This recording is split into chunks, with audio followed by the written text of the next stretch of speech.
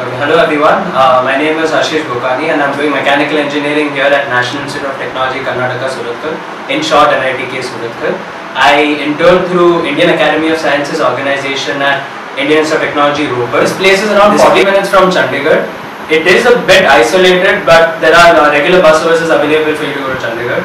And I interned under Dr. Ekta Singla ma'am. Her main research interest is in modular robotic arms. Hello everyone, I'm Akrameya from Department of Chemical Engineering, NITK Surathkal. I did my internship at NCBS Bangalore through Indian Academy of Sciences. My guide was Dr. Praveen Kumar Vemula and I worked on drug delivery system. Hi everyone, I'm Prasad Jayesh from NITK Surathkal, batch of 2016. I'm doing my third year civil engineering this year. And I would like to talk to you about my views on IAS, that is Indian Academy of Sciences, and its program known as SRFP, or the Summer Research Fellowship Program, which I did in my year, after second year, during the summer, from May to July. It's a period of 8 weeks. I did it in IISc Bangalore under Professor T.G. Sitaram sir, and it was a good experience. Hello, I'm Ishan from the mining department and at NIT Surathkal, and I have been selected for an IIS Summer Research Fellowship at IISc under Professor T.G. Sitaram, and basically the field of research was in soil mechanics.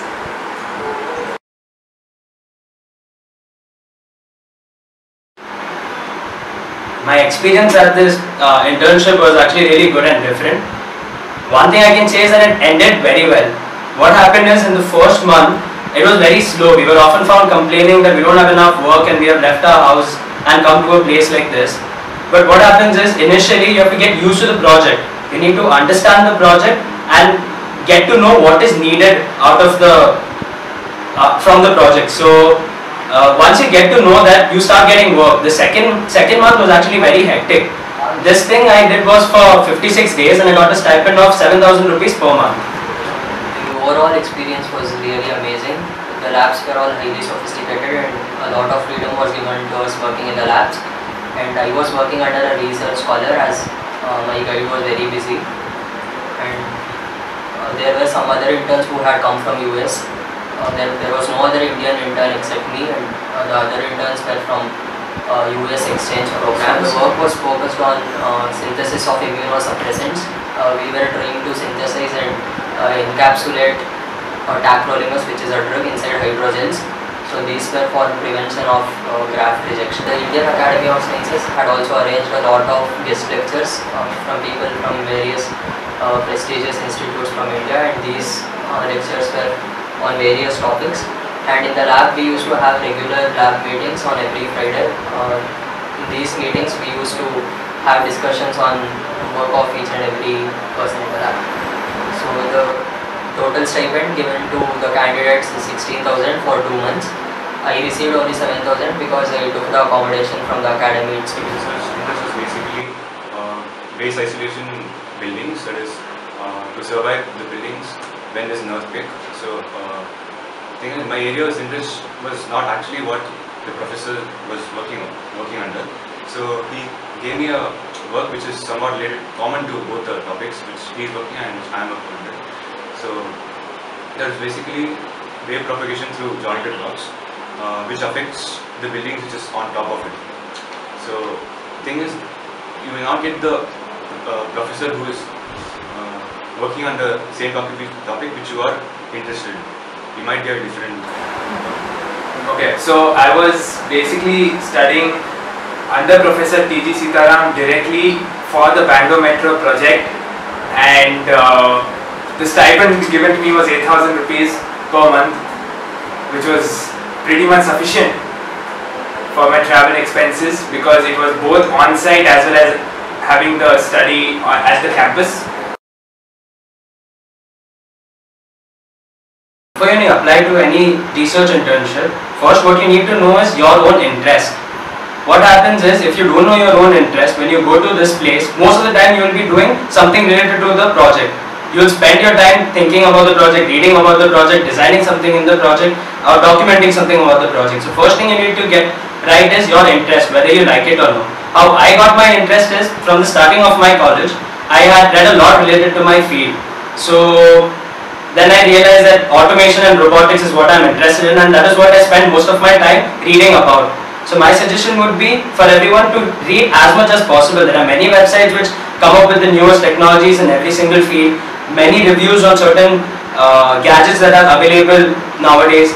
So keep reading, and then you will somehow figure it out what you're most interested in and what you spend most time reading on. And how I selected my professor is actually in my internship we had got a list of all the professors that were there and their research interests. So mine was pretty normal, was Control F, search about automation, search about robotics, every single professor that was there. Google those professors, check what each professor is doing, what all projects they have, and if they are related to any of my interests. Once you get to know that properly, if possible, contact them, ask them more about their interests and what they would expect you to do, and apply. So basically your topic, you might already have some research experience working in your labs. So in that case, this will actually add on to your application, and there's a very high probability of you getting in the same field. If you don't have any previous experience, then you can just go through all of the topics and see which interests you the most.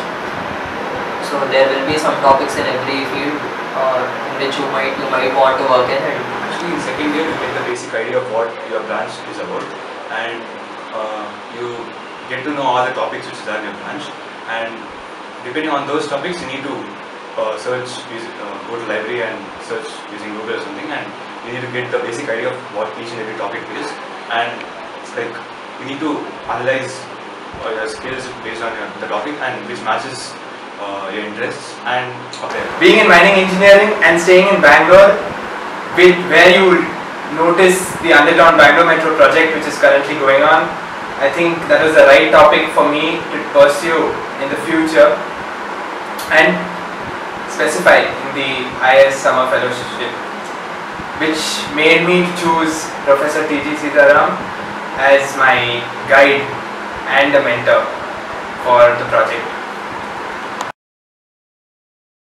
Yeah, there were around 50 people who had applied from my branch, that is mechanical engineering, and I was one of the couple of them who had. around 10 people had applied for this internship from my branch, and only one got selected in the end.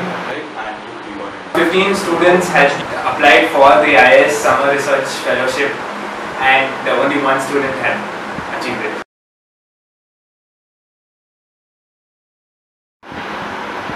Coming to the application process, I think SOP was the most important criteria.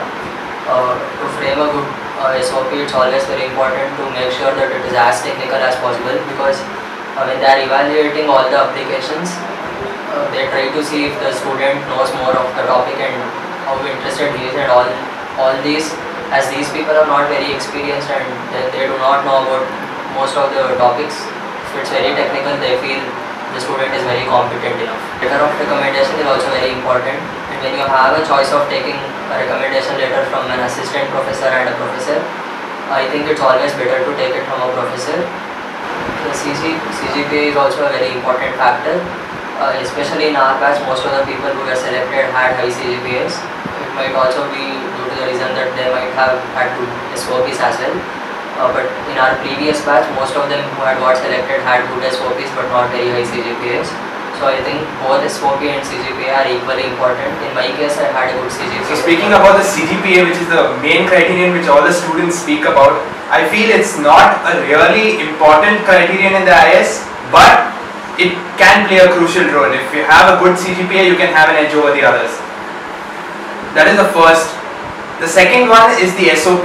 Now that is the statement of purpose. I think we need to write it in a really good fashion, which is understandable and with a simple language to the reviewer, because we do not know what type of group of reviewers are.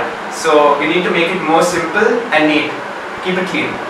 And the LOR, I feel, is more of a person who you know better, who you have a rapport over, which will give you a chance over the rest of the students. The LOR does play a big role.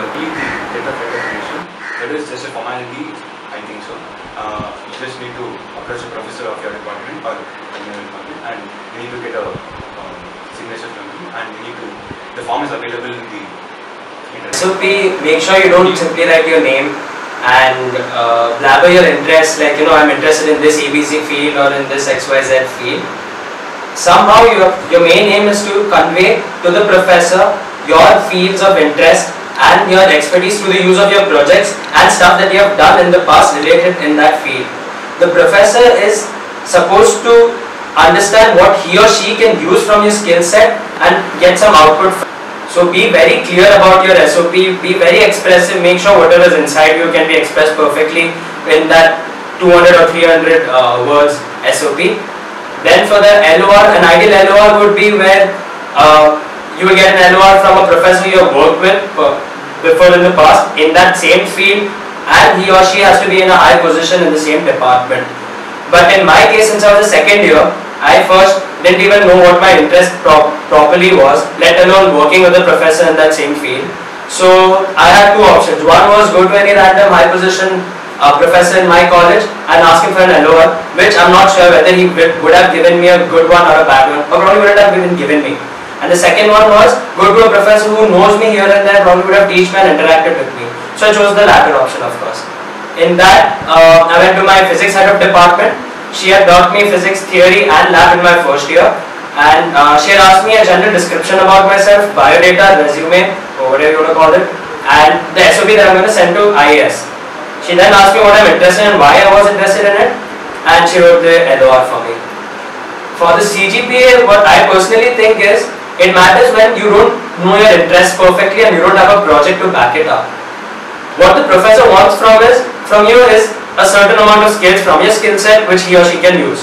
So if you don't have a project that backs those skills that he or she wants, he'll go to your CGPA, which shows how much do you know about each field. So if you're high CGPA, it of course means that you probably have a very good idea of almost every single field in your branch. So that's a plus point for you. But the main aim according to me is you have to somehow convey your expertise and your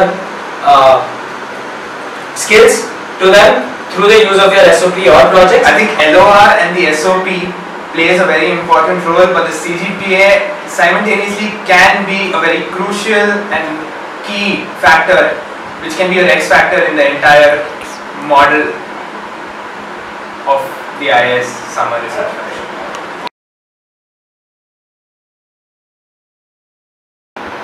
So I think once IAS receives all the applications, they first read your SOP. So whatever is written in the SOP is matched with the research interests of your preferences. Most of the times, your first preference will be allotted to you if you are selected. So the major criteria is here is how your interests are matching with that of your preference. So if there are more people whose research interests are matching the guide, then the criteria might be letter of recommendation and CGPA. But if you are the only person who has a very good SOP matching the guide, then there's a very high probability of you getting it. Okay, most of the internships that we apply for are done using either of the two processes. The first is where there's an organization who you give your name to and select the professors where you would want to apply to, who you would want to apply to, and they match you with those professors. The second one is where you yourselves go and try to contact the professor, get a confirmation with them that you would be able to work with them for a particular amount of time, and then go to another organization saying that I've got an agreement or a confirmation from this professor, and can you give me a scholarship based on that. The one that I got was IAS, and everything was done by this organization, the Indian Academy of Sciences. There were many professors out of which you had to choose around 6 to 8. So again, you do research about them, choose 6 to 8 professors. Now what I think they do is, IAS has a committee which screens many people out initially and probably selects maybe 5 to 10 students for each professor. These 5 to 10 students may go to the professor, as in the entire information, their SOP and everything, and the professor is then allowed to contact these 5 or 10 professors however they would want to, and can select how many students they want from those 5 to 10. So I believe there are 2 stages. One is where the IAS screens you out, and the second one is if the professor wants all 5, all 10, or probably just wants 2, so even he or she may screen the rest of them out. And I believe there are these 2 problems that are commonly faced by most of the students in second year. First is the research interest. They don't know what their research interest is. So what they do is they say, okay, I like this and I like about this particular field, and some other field which is probably not at all related to that field. And in their SOP, they have a very vague SOP saying that, okay, I'm interested in like many fields. So that puts down a professor where he thinks that, okay, he himself doesn't know what he's doing properly. Probably he may not come here and work, enjoy doing it, and he may not get any output from it. Neither will I. Second is your SOP. Make sure you have a very clear idea what you want to convey. Make sure you yourself have that idea. It's not copied from someone else. Again, you can always tell others to frame the sentences right, but it has to be your own idea. It has to come from within.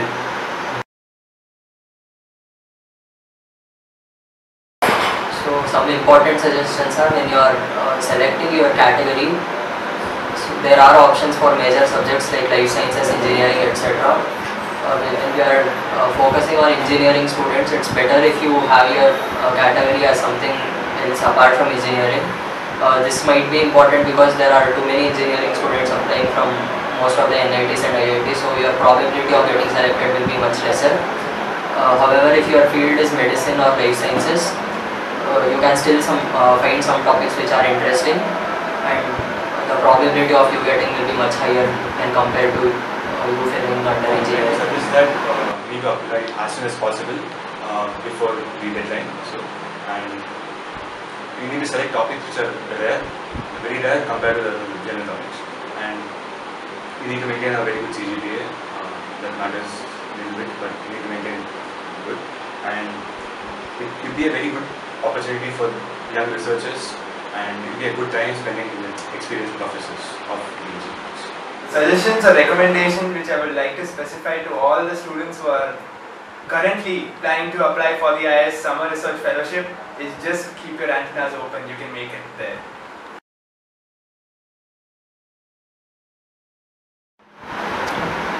Internships are important if you are in branches like chemical, mechanical or civil.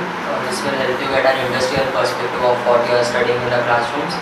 Talking about the winter internships for second years, I don't feel they are that important for them because you are coming 2-3 years, so better you enjoy your home and have your home food.